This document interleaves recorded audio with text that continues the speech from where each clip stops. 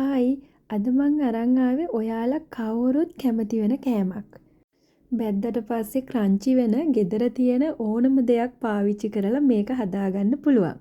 මේකට කජු රටකජු වගේ දේවල් වුණත් එකතු කරගන්න පුළුවන්. අද ඉතින් මට ගෙදර තියෙන දේවල් තමයි මම මේ එකතු කරන්නේ. මිරිස්, පපඩම්, කරපිංචා, ලූණු, හාල් මැස්සෝ, සුදු ලූණු. මේක දැම්මොත් නම් හොඳයි. ගොඩක් රසයි. ඊළඟට ඉන්ස්ටන්ට් නූඩල්ස්.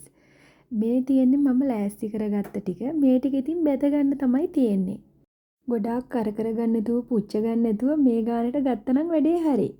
බෙදගත්ත ටික තව රස කරගන්න තෙල් ටිකකට කෑලි මිරිස් ටිකක්, සීනි ටිකක්, ලුණු ටිකක් දාලා කර කරගන්න නැතුව මේක බෙද ගන්න ඕනේ. ඉන්ස්ටන්ට් නූඩල්ස් බදිනකොට මම ලොකු කෑලි බෙදගත්ත නිසා ඒවා පුංචි කෑලි වලට මේ විදිහට කඩා ගන්නවා. ඊට පස්සේ ඉතින් අපි අර හදාගත්ත කෑලි මිරිස් මිශ්‍රණය මේකට එකතු කරලා හොඳට මෙන්න මේ විදිහට කලවම් කරන්න තමයි තියෙන්නේ. මේක ඔයා හදන ඕනම බත් වර්ගයකට ගැලපෙනවා. මං කියන නිසා හදලා බලන්නකෝ. එහෙනම් ඉතින් අදට ගිහින් එන්නම්. අලුත් වීඩියෝ එකකින් අපි ආයි හම්බ වෙමු.